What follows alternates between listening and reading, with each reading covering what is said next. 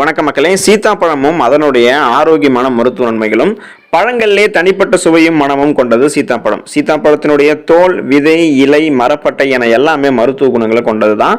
சீத்தாப்பழம் glucose, sucrose அப்படின்னு சொல்லக்கூடிய இந்த இரண்டு சத்துக்களையும் கொண்டிருக்கிறதால இதனுடைய உங்களுடைய உடலுக்கு உடனடியாக ஆற்றலை தருது.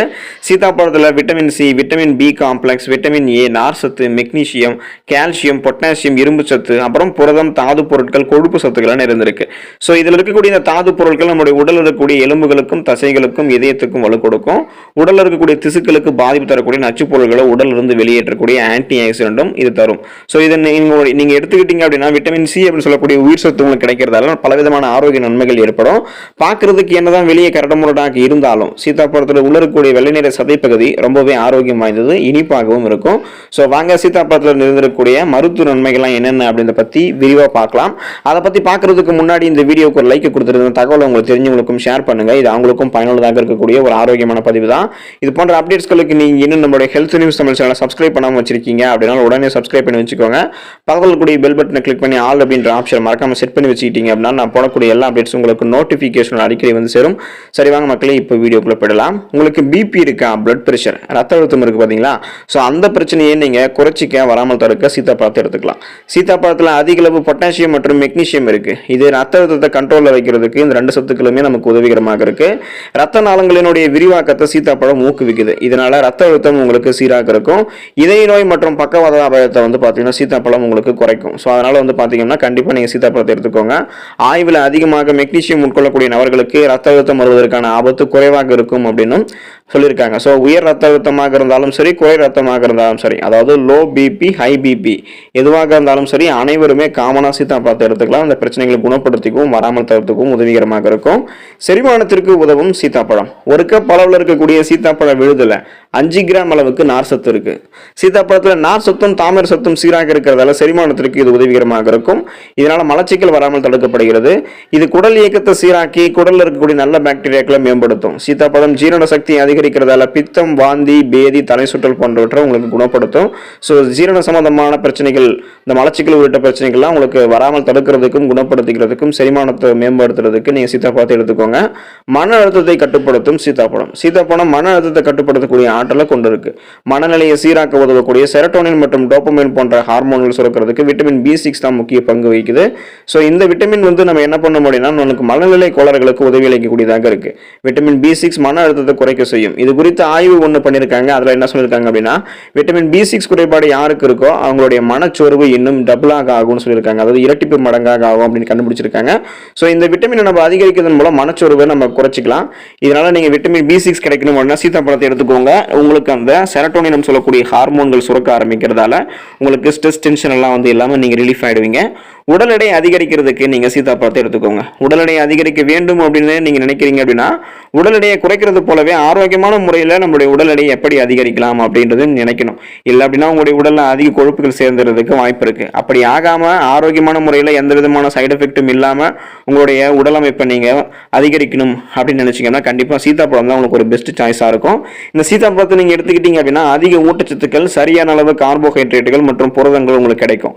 சீத்தாப்பழத்தில் நீங்க தேன் கலந்து சாப்பிடுவதன் மூலமாக ஆரோக்கியமாக எந்த விதமான சைடு எஃபெக்டும் இல்லாம உங்களுடைய உடல் எடை குறைக்கலாம். ஸோ நல்லா ஞாபகம் வச்சுக்க, சீத்தாப்பழத்தில் நீங்க தேன் கலந்து சாப்பிடணும். அப்படி சாப்பிட்டீங்கன்னா உங்களுடைய உடல் எடை நீங்க எதிர்பார்க்கக்கூடிய அளவுக்கு ஆரோக்கியமான முறையில் சைடு எஃபெக்ட் இல்லாம குறையும். ஆஸ்துமாவை தீர்க்கிறது சீத்தாப்பழம். சீத்தாப்பழம் விட்டமின் B6 கொண்டிருக்கு. இது மூச்சுக்குழாய் அழற்சி எதிர்த்து போராட உதவிகரமாக இருக்கு. ஆஸ்துமாவை தடுக்க உதவுது. நுரையீரல் தொடர்பான சிக்கல் இருக்கிறவங்களுக்கு சீத்தாப்பழம் நன்மை தரும். விட்டமின் சி சொல்லக்கூடிய உயிர் சத்து சீத்தாப்பழத்தில் இருக்கிறதால சளி பிடிக்குமோ அப்படின்னு நீங்க பயப்படாதீங்க. இது சளியை உங்களுக்கு போக்கிடும். சீத்தாப்பழத்தை குளிர் மற்றும் காய்ச்சலை குணப்படுத்துறதுக்கு நம்ம எடுத்துக்கலாம். ஆஸ்துமா, காச நோயை கொண்டிருப்பவர்கள்லாம் தொடர்ந்து சீத்தாப்பழத்தை சாப்பிட்டு வந்தாங்க அப்படின்னா அவங்களுக்கு இருக்கக்கூடிய இந்த பிரச்சனை நீங்கி போயிடும். ஸோ ஆஸ்துமா நோயாளிகள்லாம் இருக்கீங்க, காச நோயாளிகளாக நீங்க இருக்கீங்க அப்படின்னா கண்டிப்பாக சீத்தாப்பழத்தை நீங்க சாப்பிடக்கூடிய மருந்துகளோட சேர்த்து எடுத்துக்கோங்க. அதே போல ஆஸ்துமா, காச நோய் பிரச்சனைகள், இந்த சுவாச பிரச்சனைகள் வராமல் முன்னாடி தடுக்கணும் அப்படின்னா கூட இப்ப இருந்தே நீங்க சீத்தாப்பழத்தை எடுத்துக்கோங்க. எலும்பு பலமடையும். பெண்களுக்கு ஒரு ஏற்ற பழமாக கூட இந்த சீத்தாப்பழம் இருக்கு. சீத்தாப்பழம் உடலுக்கு வலிமை கொடுக்கக்கூடியது, இதயத்துக்கு பலம் கொடுக்கும். கால்சியம் சீத்தாப்பழத்தில் இருந்திருக்கிறதால எலும்பு, பற்கள் பலமடையும்.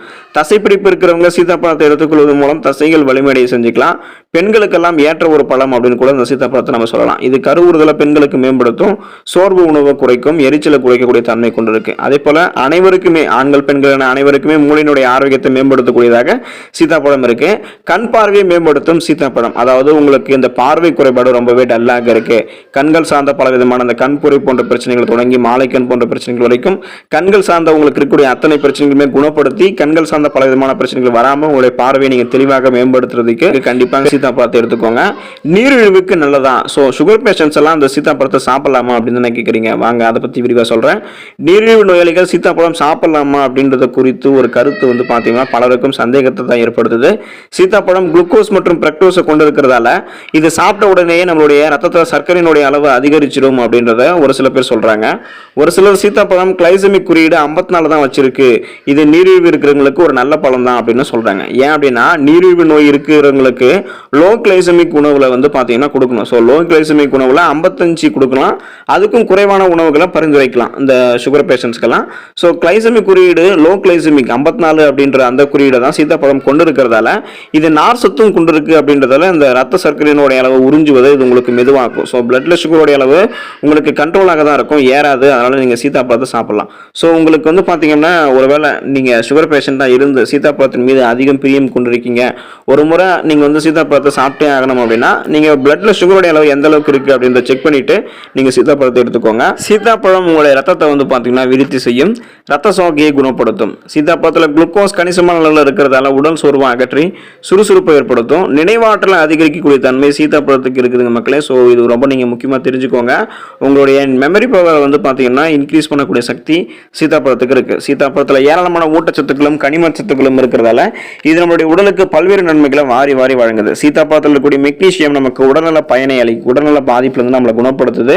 இதனால மாரடைப்பு ஏற்படாமல் நம்ம இது பாதுகாக்கும். சீத்தாப்பழத்தில் விட்டமின் பி அளவு பாத்தீங்கன்னா வளமான அளவில் இருக்கு இந்த ஊட்டச்சத்து.